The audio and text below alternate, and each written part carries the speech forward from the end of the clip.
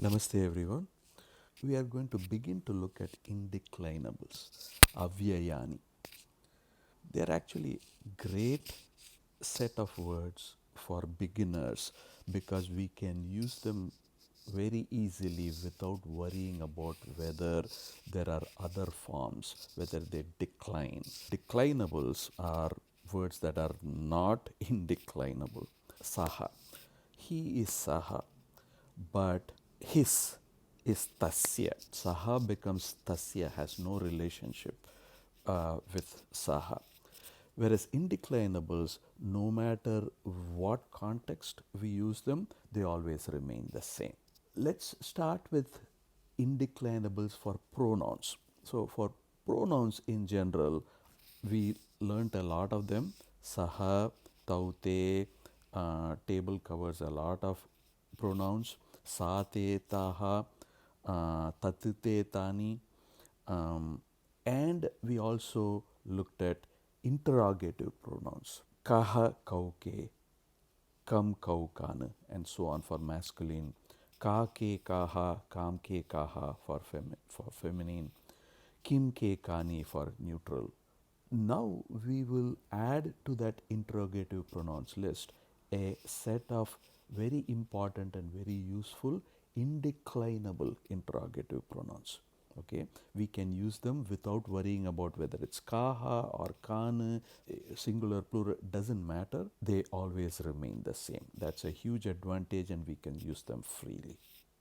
Okay, so let's start.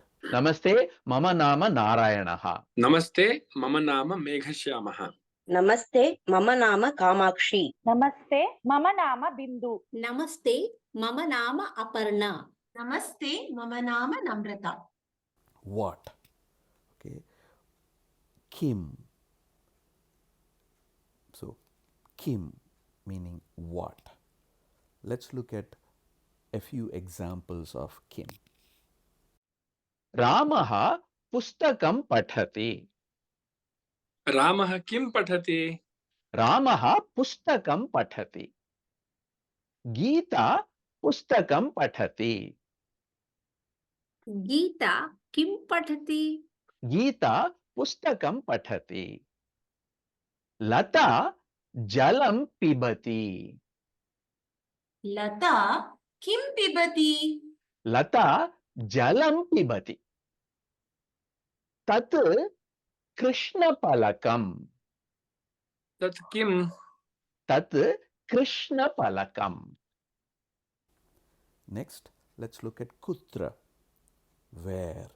दण्डदीपः तत्र अस्ति दण्डदीपः कुत्र अस्ति दण्डदीपः तत्र अस्ति लक्नौ नगरम् उत्तरप्रदेशे अस्ति लक्नो नगरं कुत्र अस्ति लक्नौ नगरम् उत्तरप्रदेशे अस्ति मथुरा नगरम् उत्तरप्रदेशे अस्ति मथुरा नगरं कुत्र अस्ति मथुरा नगरम् उत्तरप्रदेशे अस्ति लाल बाग बेंगलुरु नगरे अस्ति लाल बाग कुत्र अस्ति लाल बाग बेंगलुरु नगरे अस्ति अधिकारी कार्यालये अस्ति अधिकारी कुत्र अस्ति अधिकारी कार्यालये अस्ति जनः गृहे अस्ति जनः कुत्र अस्ति जनः गृहे अस्ति Now let's look at Kati. How many? अत्र पञ्चजनाः सन्ति अत्र कति जनाः सन्ति अत्र पञ्चजनाः सन्ति तत्र दशदण्डदीपाः सन्ति तत्र कति दण्डदीपाः सन्ति तत्र दशदण्डदीपाः सन्ति मार्गे 9 वाहनानि गच्छन्ति मार्गे कति वाहनानि गच्छन्ति मार्गे 9 वाहनानि गच्छन्ति मम समीपे नव पुस्तकानि सन्ति भवतः समीपे कति पुस्तकानि सन्ति मम समीपे नव पुस्तकानि सन्ति Now let's look at kada. When? सूर्योदयः प्रातःकाले भवति सूर्योदयः कदा भवति सूर्योदयः प्रातःकाले भवति सूर्यास्तः सायंकाले भवति सूर्यास्तः कदा भवति सूर्यास्तः सायंकाले भवति मेघश्यामः प्रातःकाले कार्यालयं गच्छति मेघश्यामः कदा कार्यालयं गच्छति मेघश्यामः प्रातःकाले कार्यालयं गच्छति रमेशः 10 विद्यालयं गच्छति रमेशः कदा विद्यालयं गच्छति रमेशः 10 विद्यालयं गच्छति सुधा सायंकाले नृत्याभ्यासं करोति सुधा कदा नृत्याभ्यासं करोति सुधा सायंकाले नृत्याभ्यासं करोति Kutaha. From where?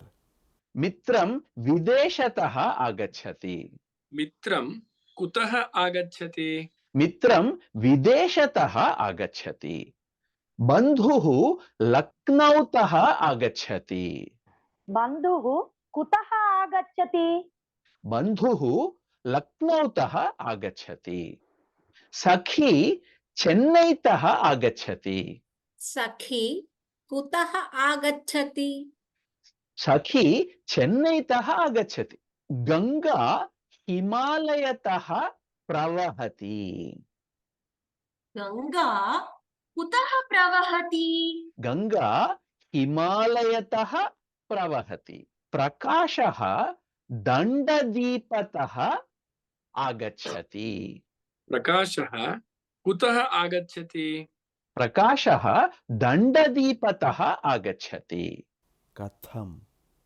How? शिक्षणम् उत्तमम् अस्ति शिक्षणं कथम् अस्ति शिक्षणम् उत्तमम् अस्ति आरोग्यं समीचीनम् अस्ति आरोग्यं कथम् अस्ति आरोग्यं समीचीनम् अस्ति स्वास्थ्यम् उत्तमम् अस्ति स्वास्थ्यं कथम् अस्ति स्वास्थ्यम् उत्तमम् अस्ति Kimartham. Why?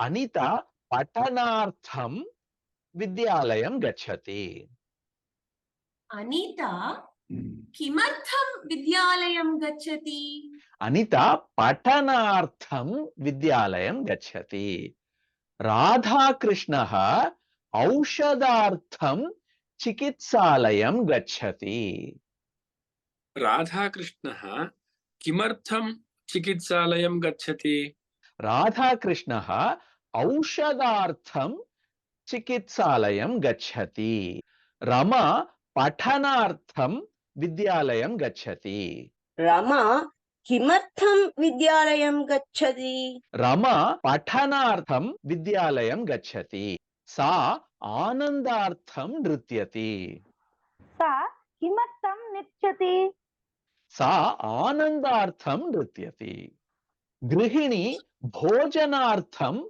पाकशालां गच्छति गृहिणी किमर्थं पाकशालां गच्छति गृहिणी भोजनार्थं पाकशालां गच्छति